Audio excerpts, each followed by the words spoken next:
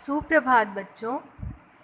तो आज हम एक नया पाठ शुरू करने जा रहे हैं जिसका शीर्षक है लुई ब्रेल। तो इसके नाम से ही स्पष्ट हो पा रहा होगा आप लोगों को कि यह किसी महान व्यक्ति के बारे में, उसके जीवन में क्या क्या घटनाएं घटी जो उसके जीवन के लिए प्रेरणा स्रोत रही होंगी, उनको इस पाठ में दर्शाया गया है। तो आइए देखते हैं इस पाठ में किन किन चीज़ों पे बात की गई है, या फिर इस पाठ में लुई ब्रेल के जीवन के बारे में हमें क्या क्या बातें बताई गई हैं।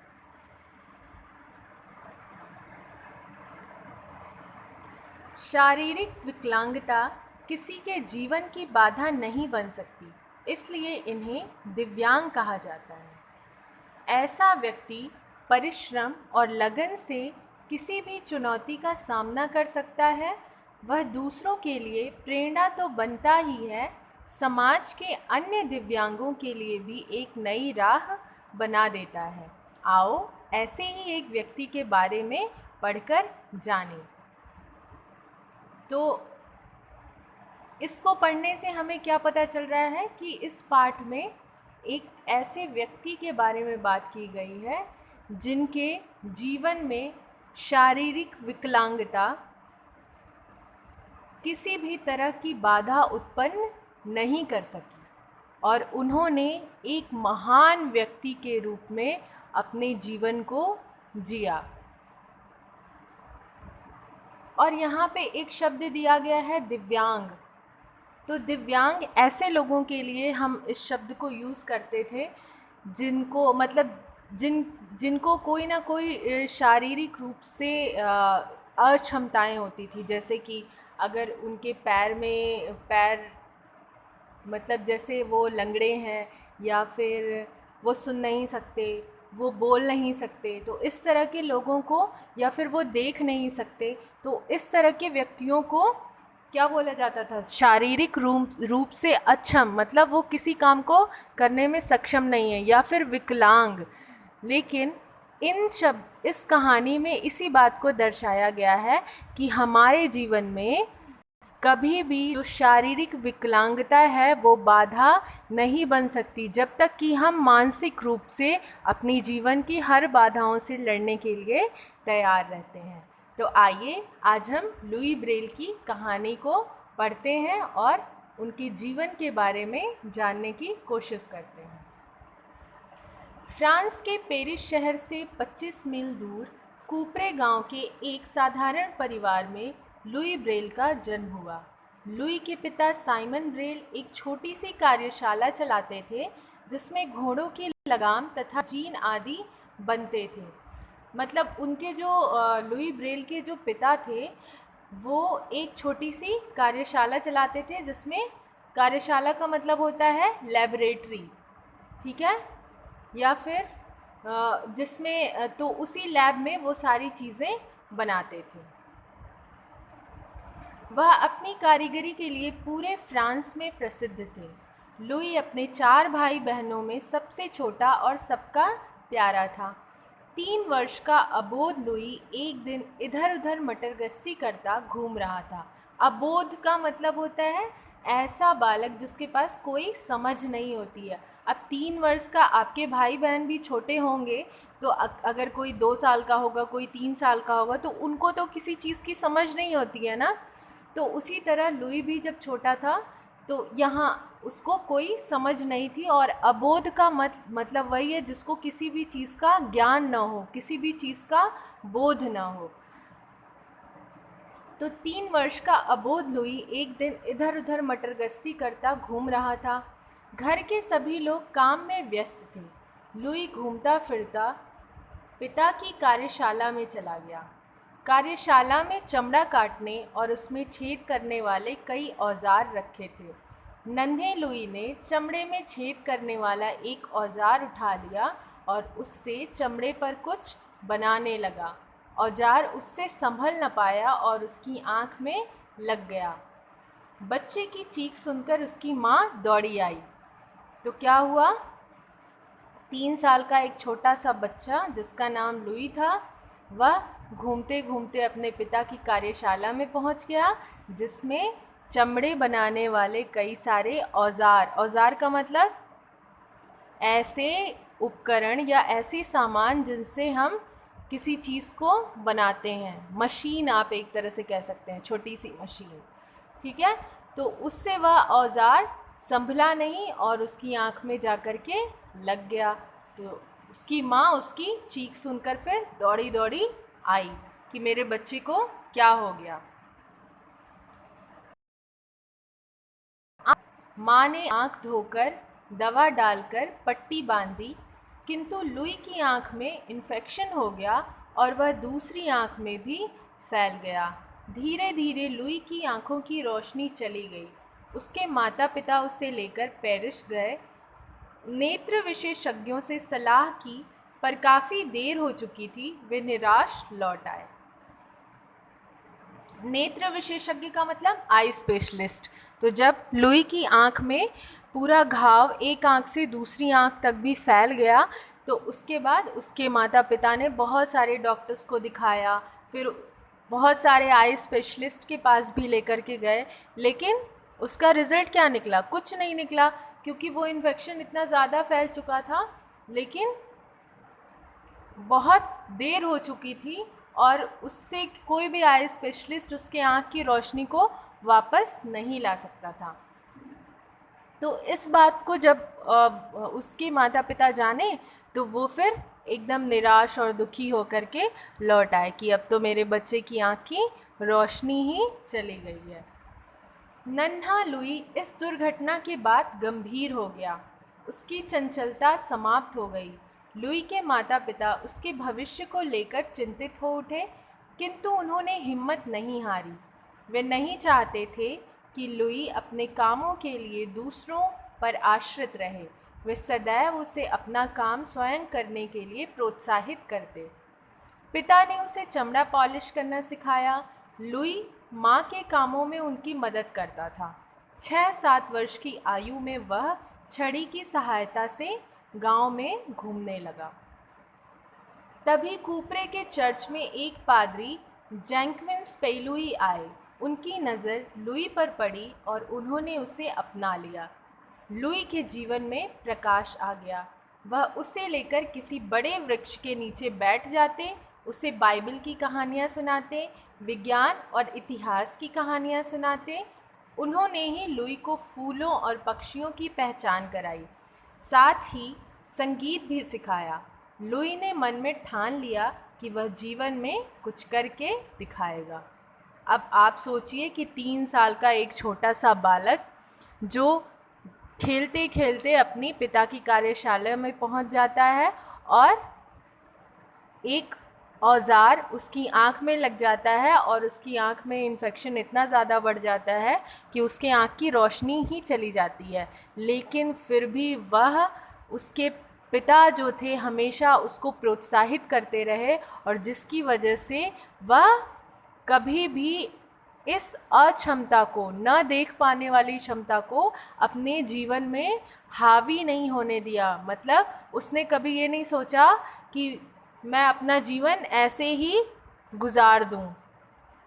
और फिर उसके बाद उसके गांव में पादरी जैंक्विन पेलुई जब आए, तो उन्होंने उसको अच्छी अच्छी बाइबल की कहानियाँ सुनानी शुरू की, और जिससे उसके मन में ये विचार आया कि वह अब अपने जीवन में कुछ ना कुछ अच्छा करके ज़रूर दिखाएगा। कूपरे में ही एक स्कूल था। पादरी ने स्कूल के अध्यापक से बात करके उसे स्कूल में भर्ती करवा दिया। पहले पहल तो वह अन्य सामान बच्चों में सहमा सहमा रहता था, किंतु धीरे धीरे उसने अपनी प्रतिभा से सबको प्रभावित कर लिया। उसकी याददाश्त पहले ही तेज़ थी, अभ्यास से और अच्छी हो गई। तो क्या हुआ, जब वो स्कूल में जाता था तो चूँकि उसके आँख की रोशनी तो चली गई थी और बाकी सामान्य बच्चे थे जो देख सकते थे, सुन सकते थे, बोल सकते थे, और उन सब बच्चों के बीच वह डरा डरा सा बैठा रहता था। लेकिन कुछ ही दिनों में उसने क्या किया, उसने अपनी प्रतिभा से, मतलब अपने टैलेंट से सबको प्रभावित कर लिया और उसकी याददाश्त पहले से ही तेज़ थी तो उसको चीज़ें याद रहती थी और इस तरह से वो क्लास में सबको अपनी प्रतिभा से सबके मन को जीत लिया। आगे की पढ़ाई के लिए पादरी जेंकिंस पेलुई ने पेरिस के अंध विद्यालय में लुई का दाखिला करवा दिया। वहाँ भी लुई ने अपनी असाधारण योग्यता और विनम्र व्यवहार से सभी को प्रभावित किया। लुई हाथ के काम में बहुत दक्ष था। हाथ के काम मतलब ऐसे जो काम हाथ से स्पेशलिस्ट, मतलब किसी काम को करने में स्पेशलिस्ट था। पहले वर्ष ही लुई को सबसे अच्छी बुनाई और चप्पलें बनाने के लिए पुरस्कार मिला। तो जब उसने स्कूल की पढ़ाई पूरी कर ली तो आगे की पढ़ाई के लिए उसका अंध विद्यालय में, अंध विद्यालय का मतलब जहाँ पे सभी ना देख सकने वाले लोग बच्चे पढ़ते हैं, तो वहाँ भी उसने क्या किया, अपनी प्रतिभा से, कौन सी प्रतिभा, अच्छी अच्छी बुनाई करने लगा और चप्पलें बनाने लगा, जिससे उसको वहाँ पे भी पुरस्कार मिला। शाम को लुई वहाँ संगीत सीखता था। उसने अनेक वाद्य यंत्र बजाने सीख लिए, किंतु सबसे अधिक आनंद उसे पियानो बजाने में आता था। लुई अपने नए स्कूल में खुश था, किंतु एक बात लुई को बहुत खटकती थी। दृष्टिबाधित छात्र होती थी, ऐसे छात्रों के लिए पुस्तकें नहीं थी।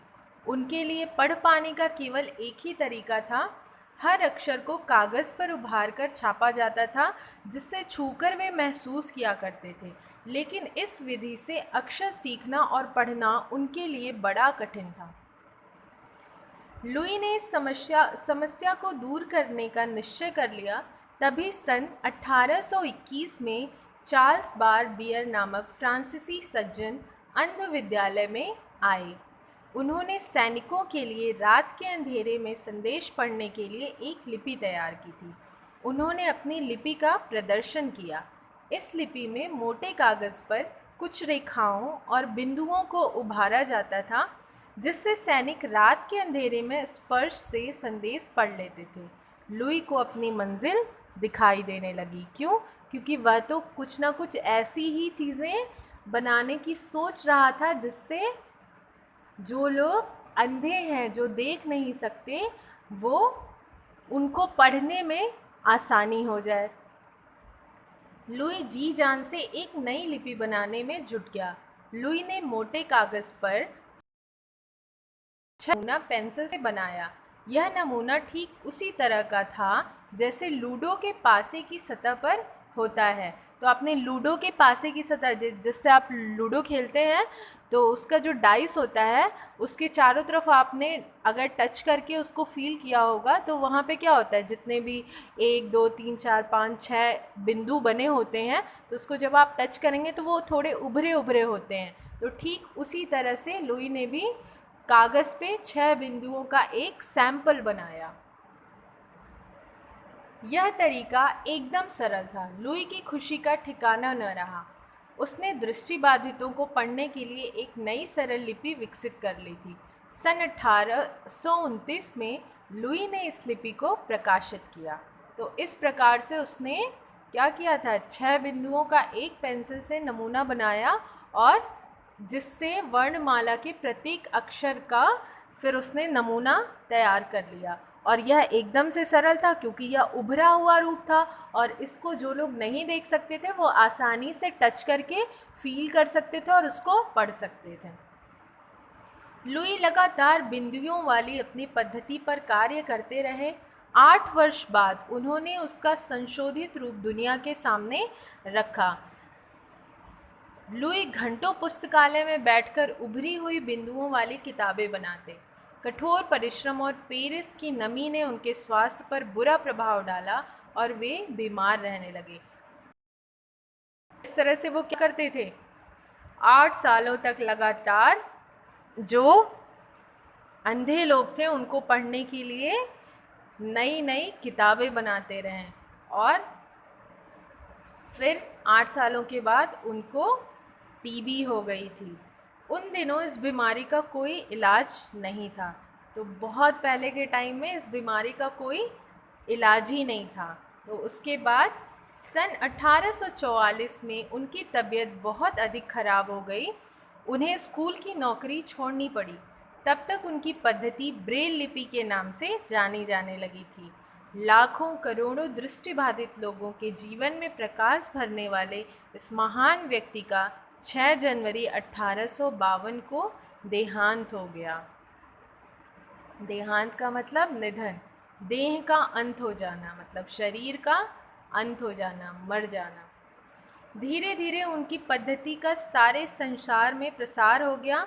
उनकी मृत्यु के 6 वर्ष बाद अमेरिका में पहली बार दृष्टिबाधितों के स्कूल में ब्रेल लिपि में का प्रयोग हुआ। आज संसार का हर दृष्टिबाधित व्यक्ति ब्रेल लिपि का आविष्कार करने वाले लुई ब्रेल को अपना मसीहा मानता है। तो आपने इस कहानी में देखा किस प्रकार से एक छोटा सा बालक, जिसकी बचपन में आँख की रोशनी तो रहती है, लेकिन खेलते खेलते वह अपने पिता की कार्यशाला में पहुंचता है और एक औजार उसकी आँख में चुभ जाता है और उसकी आँख में इन्फेक्शन इतना बढ़ जाता है कि उसकी आँख की रोशनी ही चली जाती है। लेकिन उसने अपनी दैनिक जीवन के कार्यों को नहीं छोड़ा और उसने अपने मन को कभी हारने नहीं दिया और धीरे धीरे करके वह आगे बढ़ता चला गया और उसने एक ऐसा आविष्कार किया जिससे लाखों करोड़ों लोगों का जीवन प्रभावित हुआ। मतलब ऐसे लोग जो कभी देख नहीं सकते थे वो अब पढ़ने में ज़्यादा सक्षम हो गए, क्योंकि उन्होंने, लुई ब्रेल ने एक ऐसी लिपि को विकसित किया जिसके माध्यम से सभी ना देख सकने वाले लोग उसको आसानी से पढ़ सकते थे। तो इस तरह से लुई ब्रेल ने जीवन में इतनी बड़ी कठिनाई होने के बावजूद भी अपने जीवन में उस कठिनाई को एक बाधा के रूप में नहीं बनने दिया और वह आगे बढ़ता चला, नाम रोशन किया। तो आज की ये कहानी आप लोग फिर से पढ़ेंगे और इसमें जो भी बातें आपको नहीं समझ में आई होंगी या जिस भी शब्द का अर्थ आपको नहीं समझ में आया होगा आप मुझसे पूछेंगे। तो आज के लिए बस इतना ही बच्चों। आगे की वीडियो में हम शब्दार्थ और मौखिक प्रश्न के बारे में बातचीत करेंगे। धन्यवाद बच्चों।